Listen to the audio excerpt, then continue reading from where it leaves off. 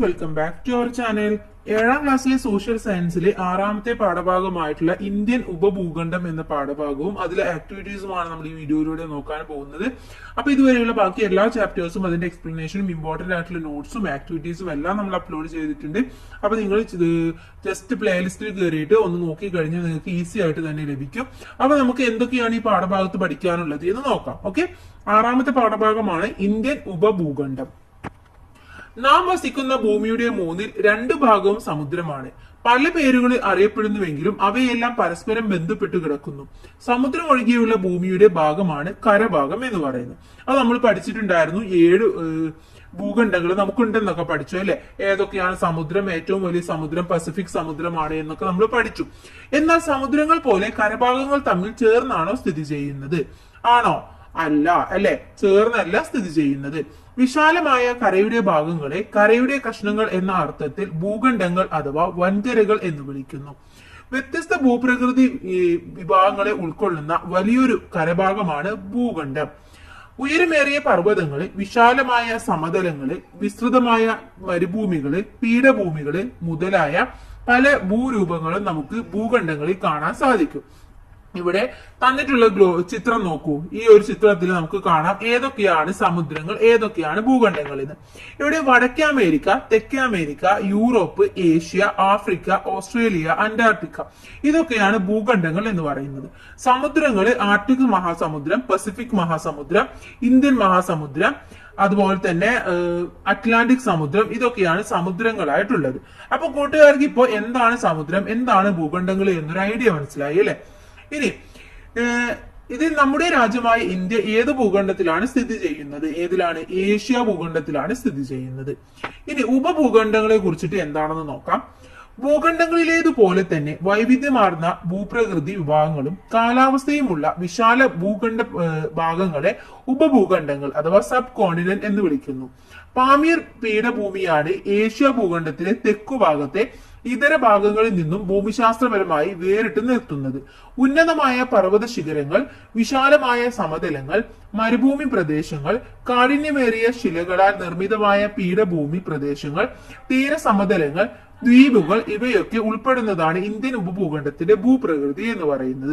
Okay, അപ്പൊ നമുക്ക് മനസ്സിലായി ഇന്ത്യൻ ഉപഭൂഖണ്ഡത്തിൽ എന്തൊക്കെയാണ് ഉള്ളത് എന്ന് നമുക്ക് മനസ്സിലായി അല്ലെ. എന്തൊക്കെയാണ്?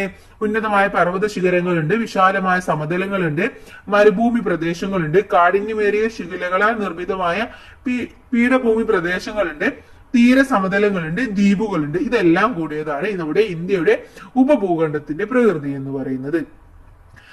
ലോകത്തിന്റെ മേൽക്കൂര എന്ന് വിശേഷിപ്പിക്കുന്ന പാമീർ പീഠഭൂമി ഡിയാൻ ഷാൻ, കാരക്കോറം, കാൻലൂൺ, ഹിന്ദുക്കുഷ് എന്നീ പർവ്വത നിരകളുടെ സംഗമ സ്ഥാനമാണ്. ഓക്കെ, അപ്പൊ ആ ഒരു പാമീർ പീഠഭൂമി ഉള്ളത് നമ്മുടെ ഇന്ത്യൻ ഉപഭൂഖണ്ഡത്തിലാണ്.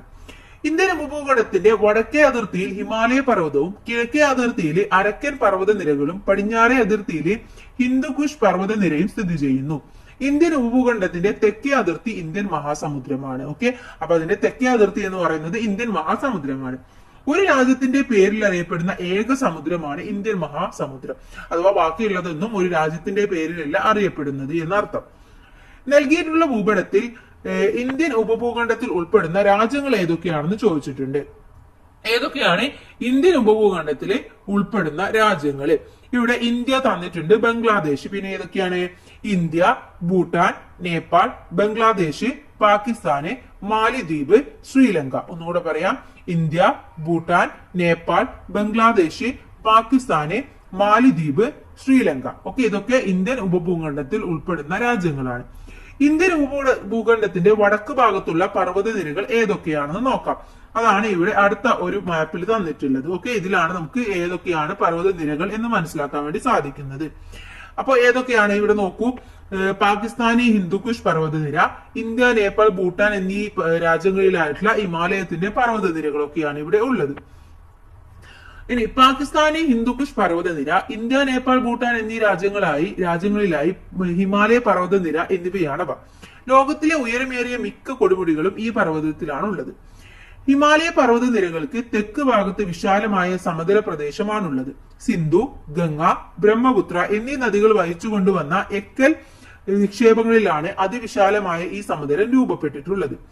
ഉത്തര മഹാസമതലം എന്ന് വിശേഷിപ്പിക്കുന്ന ഈ സമതല പ്രദേശങ്ങൾ ഉപഭൂഖണ്ഡത്തിന്റെ കിഴക്കു പടിഞ്ഞാറ് ഭാഗം വരെ വ്യാപിച്ചു കിടക്കുന്നതായിട്ട് നമുക്ക് കാണാൻ വേണ്ടി സാധിക്കും.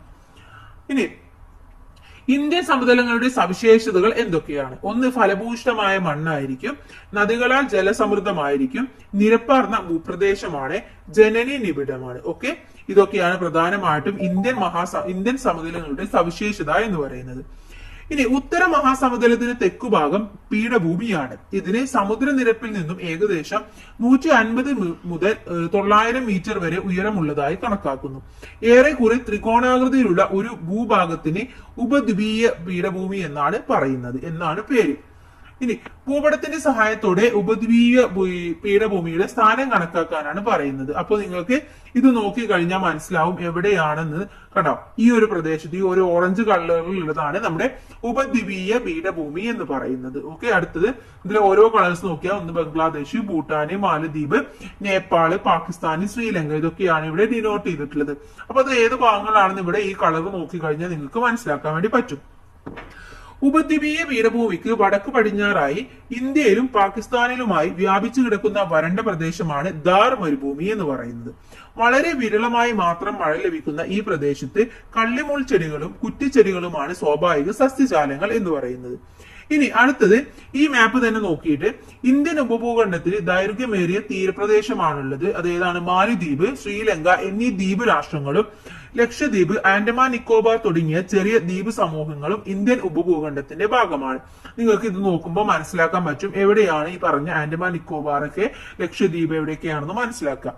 ഇനി നൽകിയിട്ടുള്ള ചിത്രങ്ങള് താരതമ്യം ചെയ്ത് ഭൂപ്രദേശത്തിലെ ജനജീവിതത്തെ സൂചിപ്പിക്കുന്നത് എന്തൊക്കെയാണ് സൂചിപ്പിക്കുന്നത് എന്ന് തിരിച്ചറിയാനാണ് പറഞ്ഞിട്ടുള്ളത്.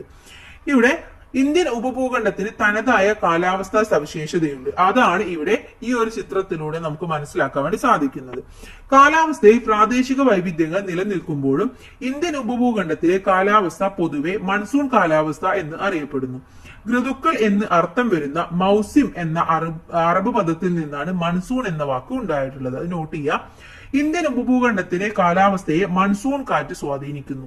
ഈ കാറ്റ് ഋതുക്കൾക്ക് അനുസരിച്ച് ദിശ മാറുന്നതാണ്. അപ്പൊ ഈ ദിശ മാറുന്നതിനും ഈ ഋതുക്കൾ മാറുന്നതിനും അനുസരിച്ചിട്ടാണ് നമുക്ക് കാലാവസ്ഥയിൽ മാറ്റങ്ങൾ സംഭവിക്കുന്നത്. അറബ് സഞ്ചാരിയും എഴുത്തുകാരനുമായ അൽ മസൂദിയുടെ കൃതികളിൽ ഋതുഭേദങ്ങൾക്ക് അനുസരിച്ച് ദിശ മാറുന്ന മൺസൂൺ കാറ്റുകളെ കുറിച്ച് പ്രതിപാദിക്കുന്നുണ്ട്. ഇനി സൂര്യന്റെ അയനം എന്താണെന്ന് നോക്കാം. സൂര്യന്റെ ആപേക്ഷിക സ്ഥാനം ഉത്തരായന രേഖയും അഥവാ 23.5 ഡിഗ്രി വടക്കും ദക്ഷിണായന രേഖയിൽ 23.5 ഡിഗ്രി തെക്കുമാണ്. ഇടയിൽ മാറിക്കൊണ്ടിരിക്കുന്ന പ്രതിഭാസമാണ് അയനം എന്ന് പറയുന്നത്.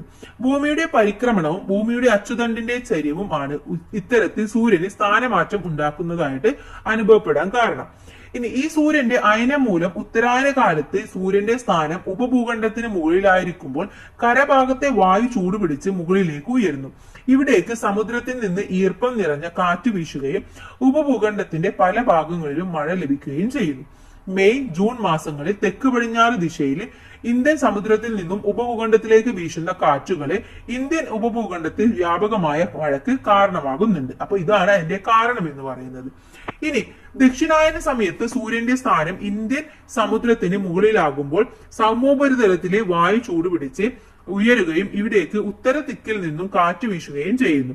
അതുകൊണ്ട് സെപ്റ്റംബർ ഒക്ടോബർ മാസങ്ങളിൽ വടക്കു കിഴക്ക് നിന്ന് തെക്കു പടിഞ്ഞാറോട്ട് വീശുന്ന ഈ കാറ്റുകൾ പൊതുവെ വരണ്ടതായതിനാൽ മഴയുടെ അളവ് കുറവായിരിക്കും.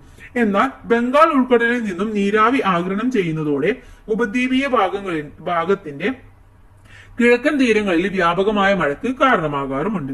ഇനി ഇന്ത്യ ഉപഭൂഖണ്ഡത്തിന്റെ എല്ലായിടത്തും ഒരേ അളവിലല്ല മഴ ലഭിക്കുന്നത് എന്ന് മനസ്സിലായില്ലേ? അപ്പൊ നമുക്ക് മനസ്സിലായില്ലേ, ഓരോ ഭാഗങ്ങളിലും ഓരോ പ്രദേശങ്ങളിലും ഓരോ രീതിയിലാണ് മഴ ലഭിക്കുന്നത് അല്ലെ. എല്ലായിടത്തും ഒരേ രീതിയിലല്ല മഴ ലഭിക്കുന്നത്. കാലാവസ്ഥയെ സ്വാധീനിക്കുന്ന ഘടകങ്ങൾ ഏതൊക്കെയാണ്? ഒരു പ്രദേശത്തിന്റെ അക്ഷാംശ സ്ഥാനം, സമുദ്രനിരപ്പിൽ നിന്നുള്ള ഉയരം, ഭൂപ്രകൃതി, സമുദ്രത്തിന്റെ സാമീപ്യം, കാറ്റ്, ഇതൊക്കെയാണ് പ്രധാനമായിട്ടും കാലാവസ്ഥയെ സ്വാധീനിക്കുന്ന ഘടകങ്ങൾ. അതുകൊണ്ട് തന്നെ എല്ലായിടത്തും ഒരേ രീതിയിലല്ല മഴ ലഭിക്കുന്നത് എന്നും പറയാം. പ്രധാന അക്ഷാംശ രേഖയായ ഉത്തരായന രേഖയ്ക്ക് ഇരുവശവും വ്യത്യസ്ത കാലാവസ്ഥയാണ് അനുഭവപ്പെടുന്നത്. ഉത്തരായന രേഖയ്ക്ക് വടക്കു ഭാഗത്ത് മിതോഷ്ണ കാലാവസ്ഥയും തെക്കു ഭാഗത്ത് ഉഷ്ണ കാലാവസ്ഥയുമാണ് അനുഭവപ്പെടുന്നത്. ഉഷ്ണമേഖലയിൽ ശൈത്യകാലത്തും ഉഷ്ണകാലത്തും അനുഭവപ്പെടുന്ന താപനിലയെ അന്തരം പൊതുവെ മിതമായിരിക്കും. എന്നാൽ മിതോഷ്ണ മേഖലയിൽ കാലത്തെയും ഉഷ്ണകാലത്തെയും താപനിലയിലെ അന്തരം പൊതുവെ കൂടുതലായിരിക്കും. ഇനി മൂന്നാർ ഗവൺമെന്റ് മോഡൽ റെസിഡൻഷ്യൽ സ്കൂളിൽ പഠിക്കുന്ന ദിയ തിരുവനന്തപുരത്തെ തന്റെ വീട്ടിലേക്ക് എഴുതിയ കത്തിന്റെ കുറച്ച് ഭാഗങ്ങൾ വായിച്ചു നോക്കും. ആ കത്താണ് ഇവിടെ തന്നിട്ടുള്ളത്, കൂട്ടുകാര് വായിച്ചു നോക്കുക. ഓക്കെ. ഇനി മൂന്നാർ, ഊട്ടി തുടങ്ങിയ സ്ഥലങ്ങളിൽ എന്തുകൊണ്ടാണ് തണുത്ത കാലാവസ്ഥ അനുഭവപ്പെടുന്നത് നിങ്ങൾ ചിന്തിച്ചിട്ടുണ്ടോ? നമ്മൾ കഴിഞ്ഞ ക്ലാസ്സിൽ പഠിച്ചു അല്ലെ, ട്രോപ്പോസ്ഫിയറിലാണ് അവിടെ 165 മീറ്റർ കൂടുന്തോറും 1 ഡിഗ്രി സെൽഷ്യസ് എന്ന തോതിൽ താപം കുറയുകയാണ് ചെയ്യുന്നത്. അപ്പൊ അതുകൊണ്ട് തന്നെ അവിടെ അവിടെ തണുപ്പ് അനുഭവപ്പെടാൻ കാരണമാകുന്നുണ്ട്. കാലാവസ്ഥയെ സ്വാധീനിക്കുന്ന മറ്റൊരു ഘടകമാണ് ഭൂപ്രകൃതി എന്ന് പറയുന്നത്. ഈർപ്പവാഹിയായ കാറ്റിന്റെ ദിശയ്ക്ക് അഭിമുഖമായി നിൽക്കുന്ന പർവ്വതങ്ങൾ കാറ്റിനെ തടഞ്ഞു നിർത്തി മഴ പെയ്യിപ്പിക്കുന്നു. സഹ്യപർവ്വത നിരകളുടെ പടിഞ്ഞാറേ ചെരിവായ കേരളത്തിൽ ധാരാളം മഴ ലഭിക്കുമ്പോൾ ഈ മലനിരകളുടെ കിഴക്കൻ ചെരിവായ തമിഴ്നാട്ടിൽ മഴ വളരെ കുറയാനുള്ള കാരണം ഇപ്പോൾ ബോധ്യമായില്ലേ? എന്തുകൊണ്ടാണ്? അവിടുത്തെ ഭൂപ്രകൃതി അനുസരിച്ചിട്ടാണ് മഴ ലഭിക്കുന്നത്. മഴനിഴൽ പ്രദേശങ്ങൾ അഥവാ റെയിൻ ഷാഡോ റീജിയൻസ് എന്നാണ് മഴ കുറവായ ഇത്തരം പ്രദേശങ്ങൾ പൊതുവെ അറിയപ്പെടുന്നത്. അപ്പോ സഹ്യപർവ്വതത്തിന്റെ ഈ സൈഡിലാണ്, പടിഞ്ഞാറേ ചെരുവിലാണ് കേരളം ഉള്ളത്. അവിടെ ധാരാളം മഴ ലഭിക്കുന്നു. എന്നാൽ കിഴക്കൻ ചെരുവായ തമിഴ്നാട്ടിൽ മഴ വളരെ കുറവാണ്. ഇനി മഴനിഴൽ പ്രദേശങ്ങളാണ് ഇവിടെ കാണിക്കുന്നത്. ഈർപ്പം തണുത്ത് മേഘമാകുന്നത് ഈ ഒരു പ്രദേശത്ത്, കാറ്റിന് അഭിമുഖമായ പ്രദേശത്താണ്. അതിന്റെ ഓപ്പോസിറ്റിലെ മഴ വളരെ കുറവായിരിക്കും. എന്നാൽ പർവ്വതനിരകൾക്ക് സമാന്തരമായ ഈർപ്പവാഹിയായ കാറ്റ് വീശുന്ന ഇടങ്ങളിൽ തടസ്സങ്ങളില്ലാത്തതിനാൽ കാറ്റ് മഴ പെയ്യിക്കാതെ കടന്നു പോകുന്നു. രാജസ്ഥാനിലെ ആരാവല്ലി മലനിരകൾ ഉൾപ്പെടുന്ന പ്രദേശം മരുഭൂമിയായി മാറിയതിന് പിന്നിലെ കാരണവും ഇതാണ്. സമുദ്രത്തോട് ചേർന്ന് കിടക്കുന്ന പ്രദേശങ്ങളിൽ ആർദ്ര കാലാവസ്ഥയും സമുദ്രത്തിൽ നിന്നും ഏറെ അകലെ സ്ഥിതി ചെയ്യുന്ന പ്രദേശങ്ങളിൽ താരതമ്യേന വരണ്ട കാലാവസ്ഥയും അനുഭവപ്പെടുന്നു. കാറ്റിന്റെ ദിശയും അതിലെ ജലാംശത്തിന്റെ അളവും കാലാവസ്ഥയെ സ്വാധീനിക്കുന്നുണ്ട്. എന്നാണ് ഭൂപ്രകൃതിയും കാലാവസ്ഥയിലും അനുഭവപ്പെടുന്ന ഈ പ്രാദേശിക വ്യത്യാസങ്ങൾ ജനജീവിതത്തിൽ വൈജാത്യങ്ങൾ സൃഷ്ടിക്കുന്നുണ്ടോ? ഉണ്ട് അല്ലെ? കാരണം ഓരോ ജീവിതം മുന്നോട്ട് പോകുന്നത്, വസ്ത്രമായിക്കോട്ടെ, ഭക്ഷണമായിക്കോട്ടെ, പാർപ്പിടമായിക്കോട്ടെ, എല്ലാം ഇതിനനുസരിച്ച് എന്താണ് വിത്ത് മുളച്ച് വളരാൻ. ഉത്തരേന്ത്യയിലെയും ദക്ഷിണേന്ത്യയിലെയും ജനങ്ങളുടെ ഭക്ഷണ രീതികൾ ഒരുപോലെ. കാരണം ഉത്തരേന്ത്യയിലെ ഭക്ഷണ രീതി എന്ന് പറയുന്നത് ചൂട് കുറക്കാനുള്ള ഭക്ഷണങ്ങളാണ്. എന്നാൽ ദക്ഷിണേന്ത്യയിൽ നമ്മൾ സാധാരണ ഒരു നോർമൽ കാലാവസ്ഥയാണ്, അതിനനുസരിച്ചുള്ള ഭക്ഷണങ്ങളാണ് നമ്മൾ കഴിക്കുന്നത്. കാശ്മീരിലെ ജനങ്ങളുടെ വസ്ത്രധാരണ രീതിയും തമിഴ്നാട്ടിലെ ജനങ്ങളുടെ വസ്ത്രധാരണ രീതിയും ഒരുപോലെയാണോ? അല്ല. കാരണം കാശ്മീരിൽ നല്ല തണുപ്പാണ്, അതിനനുസരിച്ചിട്ടുള്ള വസ്ത്രങ്ങളാണ് ഇടാറ്. പൊതുവെ തമിഴ്നാട്ടിൽ കുറച്ച് ചൂട് കൂടുതലാണ്. അപ്പൊ വളരെ നേരത്തെ കോട്ടൺ ഡ്രസ്സുകളാണ് ഇടാറുള്ളത്.